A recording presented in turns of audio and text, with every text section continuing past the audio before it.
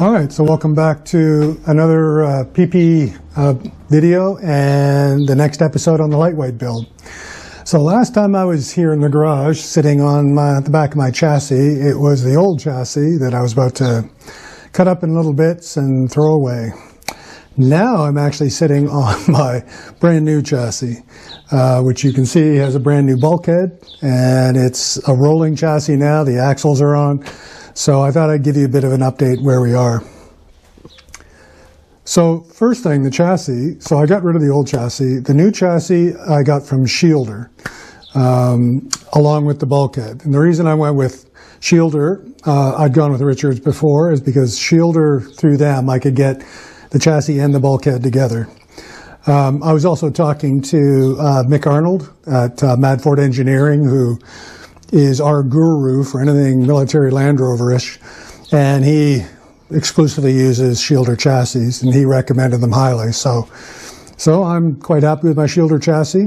And the interesting thing about it is I went to the Billing Land Rover show, and as you walk in, the first stand was Shielder chassis, and this chassis here and the bulkhead bolted to it were sitting there on a display for everyone to have a nose around. So that was brilliant, because they delivered it as soon as the show was over, but it allowed me to go and crawl all over it and see it and ask lots of questions of the Shielder guys. So that was really good. I was really impressed by that. So anyway, the chassis looks really good. As you do with all galvanized chassis, I gave it a good wash down, a couple of wash downs. Hit it with a solvent, what do you call it? I forget the name at the moment, but basically it prepares the galvanized metal for paint. And then it got a really good coat of Dinitrol, not the rust converter, the chassis protector paint. So it's all painted up, still a bit tacky. Just as I was sitting on it, I was sticking to it a little bit, but it will harden up. So what are some other things that we've got going? Well, we've got GME parabolic springs. So again, Mick at Mad Ford recommended the GME. That's what he uses when he does any kind of a leaf-sprung vehicle, an old Land Rover. They're brilliant. The chassis came with all the bushings already installed, so those bolted on really easily. The rear axle, cleaned it all up, new bearings. I swapped out one of the two half shafts. Interestingly, whoever had the vehicle before me had a 10-10 spline half shaft on one side and a 10-24 on the other. And so I wasn't really happy with that. So I got a different drive member. So now I've got two 10 on the diff end and 24 spline on the hub end. So that's all good.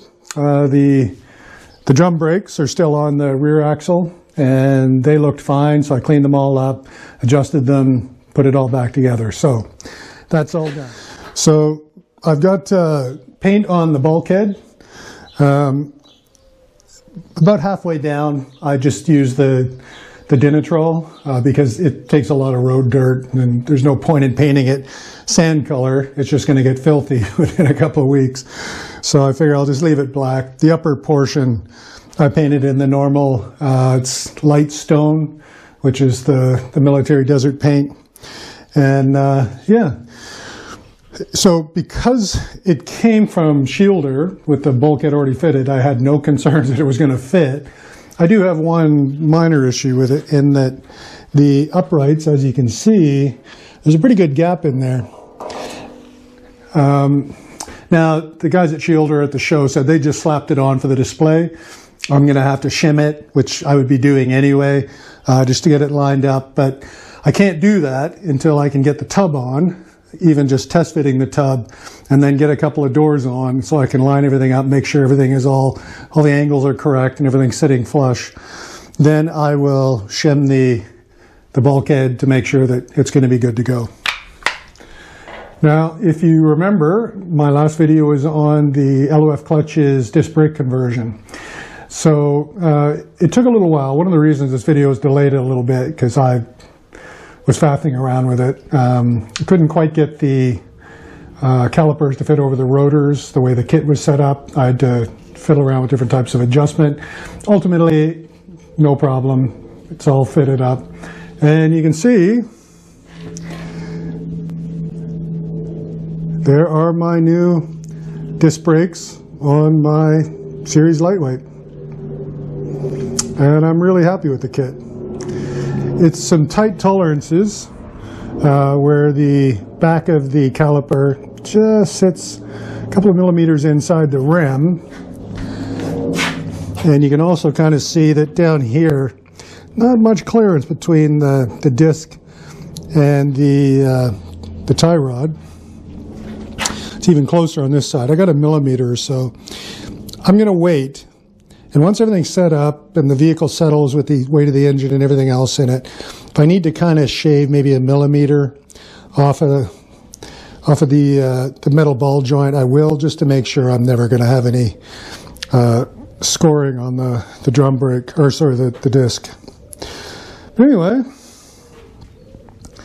looking really good. And of course, the next kind of thing to go in is going to be my new engine. So sitting down here beside the chassis is a 2.5 naturally aspirated ex-military diesel.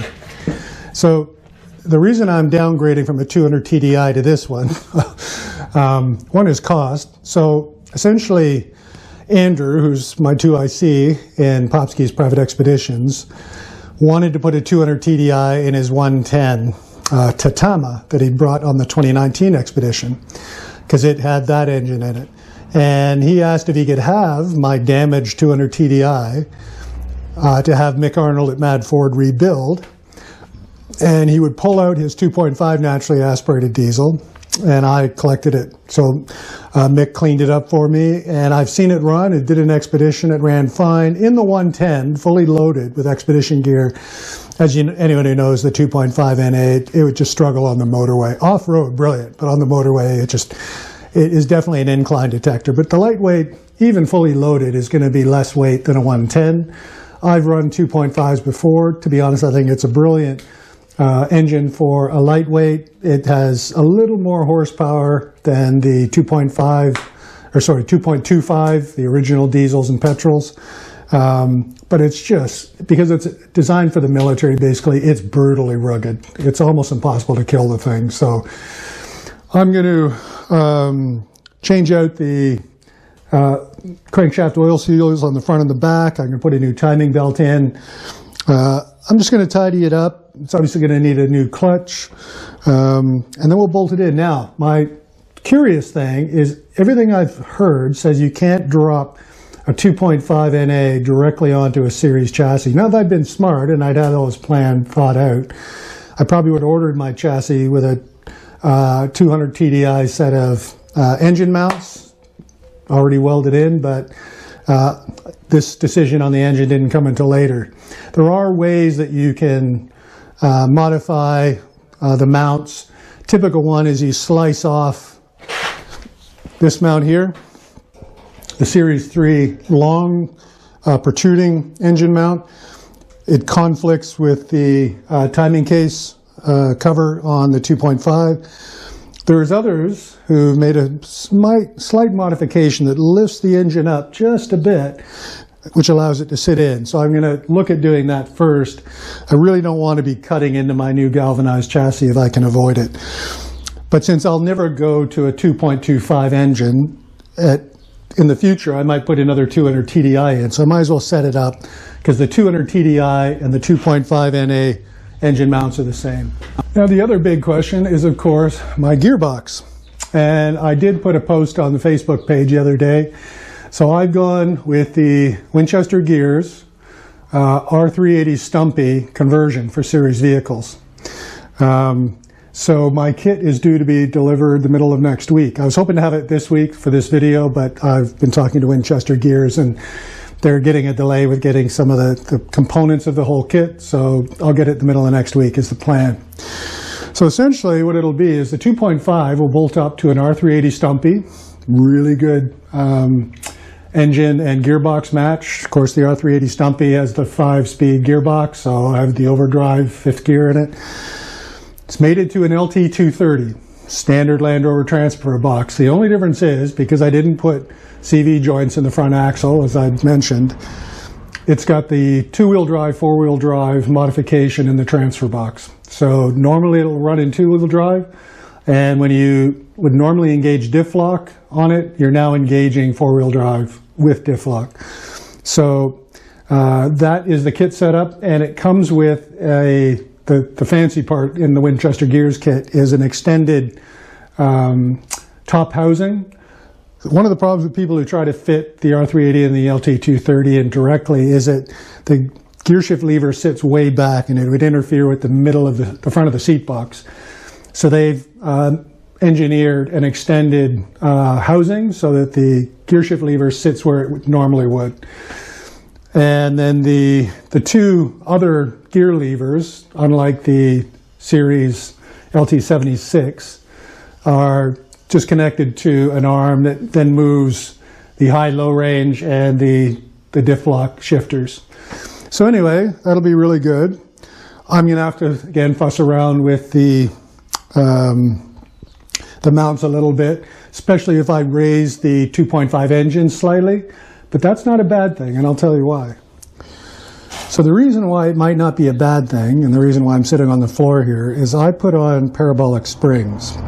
These are 3-leaf GME parabolics, and Shimi had on 2-leaf parabolics before, and you may have seen that the rear end of Shimi, fully loaded with kit, it was just sagging really low, and it affected the amount of axle articulation I could get off-road.